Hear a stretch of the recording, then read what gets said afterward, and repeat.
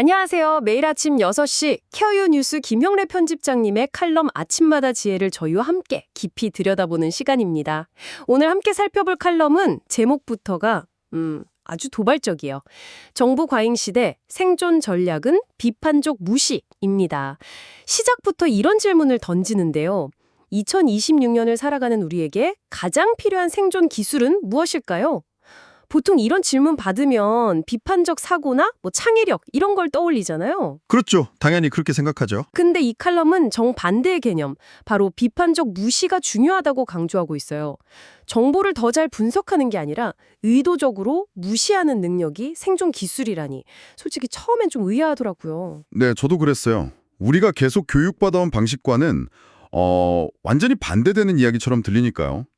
하지만 김영래 편집장님이 지적한 지금의 디지털 환경을 생각해보면 이게 정말 맞는 말이구나 하고 고개를 끄덕이게 돼요. 디지털 환경이요? 네, 칼럼에서는 이 환경을 오염된 강이라는 비유로 아주 적절하게 표현했죠. 오염된 강이요? 네, 그냥 물이 많은 게 아니라 마실 수 없는 저품질 정보, 또 의도적으로 분노를 일으켜서 반응을 유도하는 컨텐츠들, 그리고 교묘하게 상업적 목적을 숨긴 허위 정보가 막 뒤섞여 흐르는 그런 강물 같다는 거죠. 비유가 정말 확 와닿네요. 그런 오염된 강에서 목마르다고 아무 물이나 벌컥벌컥 마실 순 없는 노릇이죠. 바로 그겁니다. 칼럼도 모든 걸 다 흡수하려는 시도 자체가 오히려 극심한 정보 과부하랑 정신적 피로감만 일으킨다고 지적하고요. 자, 그럼 이 오염된 강에서 우리를 지켜줄 생존 전략, 비판적 무시라는 게 정확히 어떤 개념인지부터 한번 제대로 파헤쳐보죠. 네, 칼럼에 따르면 이 개념은 스탠퍼드 대학의 교육학자 샘 와인버그가 제안한 건데요. 간단히 말하면 저품질 정보를 빠르게 걸러내고 정말 가치 있는 정보에만 우리의 한정된 주의력이라는 자원을 집중하는 능력입니다. 잠깐만요. 주의력을 자원이라고 표현하니까 느낌이 확 오네요. 돈이나 시간처럼 양이 딱 정해져 있다는 의미로 들려요. 정확해요. 바로 그겁니다. 그리고 이 능력이 왜 지금 중요해졌는지를 이해하려면 과거랑 비교해보는 게 가장 좋아요. 과거라면? 정보가 귀했던 시절 말씀이시죠? 네, 불과 한 세대 전만 해도 정보는 아주 귀한 자산이었잖아요. 백과사전을 찾아보거나 도서관에 가서 자료를 뒤지거나 아니면 정해진 시간에 나오는 뉴스를 기다려야 했죠. 맞아요, 맞아요. 그 시절엔 일단 손에 들어온 정보를 깊이 파고들어서 그 안에 숨겨진 의미를 찾아내는 비판적 사고, 즉 크리티컬 띵킹이 최고의 지적 능력이었어요. 그렇죠. 하나의 정보를 막 이리저리 뜯어보고 분석하는 능력이 똑똑함의 척도였으니까요. 근데 지금은 그게 아니라는 거군요. 네, 지금처럼 정보가 홍수처럼 밀려오는 시대에 우리가 마주치는 모든 정보에 그런 현미경 같은 비판적 사고를 들이대는 건 물리적으로 불가능해요. 하긴 그렇겠네요. 근데 더 큰 문제는 그렇게 하려고 애쓰는 행동 자체가 오히려 저품질 정보, 그러니까 가짜 뉴스나 낚시성 기사를 퍼뜨리는 사람들의 의도에 말려드는 셈이 된다는 거예요. 그들은 우리의 주의를 끄는 것만으로도 이미 목적을 달성한 거니까요. 듣고 보니 그렇네요. 제가 어떤 기사가 가짜인지 아닌지 분석하려고 30분을 썼다면 그 30분 동안 제 주의력은 그 가짜 뉴스에 저당 잡힌 거군요. 그렇죠. 그들의 승리인 거죠. 와, 근데 알면서도 무시하기가 참 어려워요. 특히 제 감정을 건드리는 제목을 보면 이게 대체 무슨 소리야? 하면서 클릭하고 싶은 본능이 막 꿈틀거리거든요. 이거 저만 그런가요? 아니요. 지극히 정상적인 반응이에요. 우리 뇌는 원래 새롭고 자극적인 정보에 반응하도록 진화했거든요. 그런가요? 네. 그걸 보면 도파민이 분비되면서 쾌감을 느끼기도 하고 또 위협적인 정보에는 생존 본능이 발동하기도 하죠. 정보 유통 플랫폼들은 바로 그 점을 이용해서 우리의 반응을 유도하는 거고요. 아하. 그래서 비판적 무시는 그냥 안 봐야지 하고 결심하는 걸 넘어서 이런 시스템의 작동 방식을 이해하고 의식적으로 저항하는 훈련이 필요한 기술인 셈이죠. 이게 의지의 문제가 아니라 훈련이 필요한 기술의 영역이군요. 우리의 주의력은 한정된 자원임을 인식하고 전략적으로 사용해야 한다. 칼럼이 이 문장이 다시 한번 다르게 들리네요. 제 주의력을 마치 예산처럼 짜서 엉뚱한 데 낭비하지 않도록 관리해야 한다는 거군요. 바로 그겁니다. 특히 요즘처럼 AI가 너무나도 그럴듯한 가짜 이미지나 글을 순식간에 만들어내는 시대에는 이 능력이 선택이 아닌 필수가 됐어요. 맞아요. 정말 진짜 같더라고요. 그래서 칼럼은 정보 하나를 깊이 파고들기 전에 다른 여러 출처와 비교해보는 측면 읽기라는 디지털 리터러시 기술을 활용하라고 조언해요. 측면 읽기요? 그건 좀 생소한데요? 그러니까 어떤 기사를 읽다가 의심이 들면 그 기사를 쓴 기자의 다른 기사들을 찾아보거나 그런 걸 말하는 건가요? 그것보다 훨씬 빠르고 효율적인 방법이에요. 예를 들어서 특정 음식이 암을 완치한다는 충격적인 기사를 봤다고 가정해보죠. 네네, 그런 거 많죠. 과거의 비판적 사고방식이라면 그 기사의 논리적 허점이나 문체, 사용된 단어들을 분석하려고 할 거예요.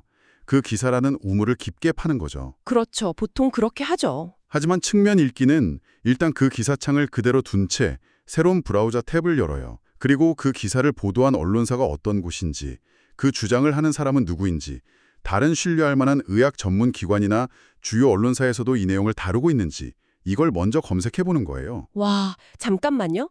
그러니까 기사를 제대로 분석하는 최고의 방법이 일단 그 기사에서 나오는 거라는 말씀이세요. 맞습니다. 이건 정말 생각의 전환인데요? 그렇죠. 하나의 우물을 깊게 파기 전에 여러 우물의 물을 한 모금씩 맛보면서 수질 자체를 먼저 확인하는 것에 비유할 수 있어요. 아, 애초에 마실 가치가 없는 오염된 물이라는 게 몇 분 만에 확인되면 굳이 시간과 에너지를 들여서 깊게 팔 필요가 없는 거죠. 와, 이게 바로 비판적 무시를 실천하는 가장 구체적인 기술 중 하나예요. 정말 와닿는 비유네요. 애초에 마실 가치가 없는 물. 알겠습니다. 그럼 이 비판적 무시와 측면 읽기 같은 개념들을 우리 실생활에서 어떻게 구체적으로 습관으로 만들 수 있을까요? 칼럼에서 특히 시니어 세대를 위해 3가지 현실적인 방법을 제시하는데 이건 사실상 우리 모두에게 해당하는 이야기 같아요. 청취자께서도 본인의 정보 소비 습관과 한번 비교해 보시면 좋겠네요. 네, 첫 번째 조언은 모든 정보에 반응할 필요는 없다는 거예요. 이게 말은 쉬운데 실천하기는 제일 어려운 것 같아요. 자극적인 제목, 출처가 불분명한 단체 카톡방 글, 내 감정을 격하게 만드는 댓글 같은 걸 보면 그냥 지나치기가 쉽지 않거든요. 맞아요. 그래서 이 조언을 좀 더 효과적으로 실천하려면 그런 정보들을 볼 때 단순히 무시해야지 라고 생각하는 것보다 그 정보가 설계된 의도를 생각해 보는 게 도움이 돼요. 의도요? 네. 아, 이 제목은 내 분노를 자극해서 클릭하게 만들고 그 클릭으로 광고 수익을 얻으려는 거구나. 이렇게 그들의 비즈니스 모델을 간파하는 거죠. 아하. 감정적으로 반응하는 대신 분석적으로 상황을 보면 거기에 휘둘리지 않고 무시할 힘이 생겨요. 오, 그거 좋은 방법인데요? 낚인다는 생각 대신 상대의 전략을 간파했다고 생각하면 기분 나쁘지도 않고 오히려 내가 더 우위에 선 느낌이 들겠어요. 그렇죠. 내 소중한 시간과 주의력을 지키는 첫걸음이 되겠네요. 좋습니다. 2번째 조언은 뭔가요? 두 번째는 정보의 가장 기본으로 돌아가서 정보의 출처를 확인하는 습관을 기르라는 겁니다. 네, 앞서 말한 측면 읽기를 생활화하려는 거군요. 네, 맞아요. 여기서 한 걸음 더 나아가고 싶다면 칼럼의 조언을 이렇게 발전시켜 볼 수 있어요. 나만의 신뢰할 수 있는 정보 포트폴리오를 미리 만들어두는 것이죠. 정보 포트폴리오요? 주식 투자 포트폴리오처럼요? 네, 비슷해요. 우리가 매번 마주치는 모든 정보의 출처를 일일이 확인하는 건 너무 피곤한 일이잖아요. 그렇죠. 너무 힘들죠. 그 대신 평소에 시간을 들여서 신뢰할 만한 언론사나 공공기관, 각 분야의 전문기관, 데이터 기반의 팩트체크 사이트 같은 곳들을 한 6개 정도 미리 선정해 두는 거예요. 아, 미리요? 네. 그리고 새로운 정보를 접할 때는 이 포트폴리오에 속한 곳에서도 다루고 있는지를 먼저 확인하는 거죠. 일종의 정보 필터링 시스템을 직접 구축하는 겁니다. 와, 이건 출처 확인보다 훨씬 적극적이고 체계적인 방법이네요. 매번 수비만 하는 게 아니라 아예 튼튼한 성벽을 미리 쌓아두는 느낌이에요. 맞습니다. 다양한 시각을 교차 확인하는 것만으로도 편향된 정보에 빠질 위험을 크게 줄일 수 있겠죠. 자, 그럼 마지막 3번째 조언은 뭔가요?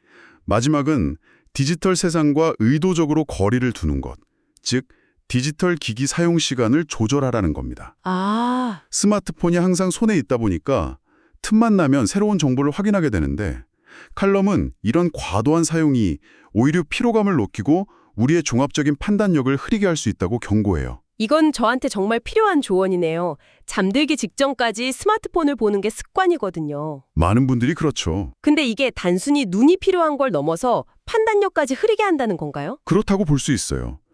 우리 뇌가 정보를 제대로 처리하고 여러 정보를 연결해서 깊이 있는 생각을 하려면 아무것도 하지 않는 시간이 필요해요. 멍 때리는 시간이요? 네. 계속해서 새로운 정보가 투입되면 뇌는 그걸 처리하느라 급급해서 정작 중요한 생각을 할 여유가 없어지는 거죠. 그래서 칼럼은 아침에 일어나자마자나 잠들기 직전에는 스마트폰을 멀리하고 하루 중 정해진 시간에만 뉴스를 확인하는 식으로 스스로 규칙을 정하라고 조언해요. 아, 규칙을 정하는 거군요. 그리고 산책이나 운동 같은 오프라인 활동으로 뇌에 의도적인 휴식을 주라고 권하고요. 그러니까 스마트폰을 내려놓는 시간이 단순히 쉬는 시간이 아니라는 거네요. 그동안 받아들인 정보를 제대로 소화하고 정리해서 진짜 내 지식으로 만드는 필수적인 과정이라는 거군요. 정확합니다. 이 세 가지 조언을 종합해보면 이건 단순히 정보를 걸러내는 기술적인 팁을 넘어서요. 끊임없이 우리를 자극하고 반응을 유도하는 디지털 세상의 알고리즘에 휘둘리지 않고 내 삶의 주도권을 지키기 위한 일종의 디지털 시대의 삶의 태도에 가깝다고 볼 수 있습니다. 삶의 태도. 정보를 소비하는 방식을 바꾸는 게 결국 내 삶을 살아가는 방식을 바꾸는 것과 연결되는 거죠. 삶의 태도라는 말씀에 정말 공감이 가네요. 특히 칼럼의 마지막 부분이 인상 깊었어요.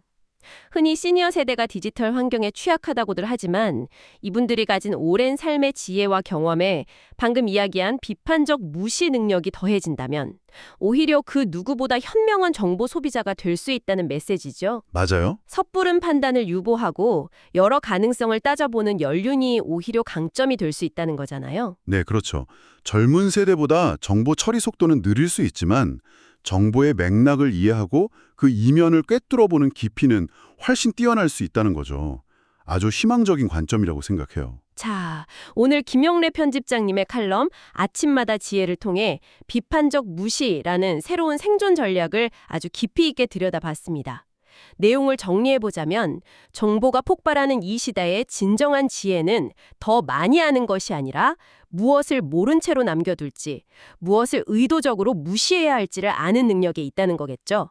청취자 여러분께서는 여러분의 가장 소중하고 한정된 자원인 주의력이라는 예산을 오늘 하루 어디에 어떻게 사용하고 계신가요? 여기서 한 걸음만 더 나아가 이런 질문을 던져볼 수도 있을 것 같아요. 오, 어떤 질문일까요? 오늘 우리가 다룬 내용은 주로 외부에서 우리에게 쏟아져 들어오는 정보를 어떻게 선별하고 무시할지에 초점을 맞췄잖아요. 네, 그랬죠. 그렇다면 우리 내부에서 올라오는 정보는 어떨까요? 내부의 정보요? 예를 들어 우리가 새로운 정보를 접할 때 무의식적으로 작동하는 우리 자신의 편견이나 선입견, 오랫동안 진실이라고 믿어온 기존의 신념 같은 것들 말이에요. 아, 정보의 필터가 내 안에도 있다는 말씀이시군요.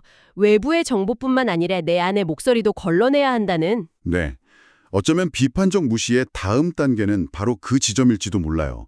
우리가 애써 걸러서 받아들이기로 선택한 그 소중한 정보를 더 왜곡 없이 더 깊이 있게 이해하기 위해서요.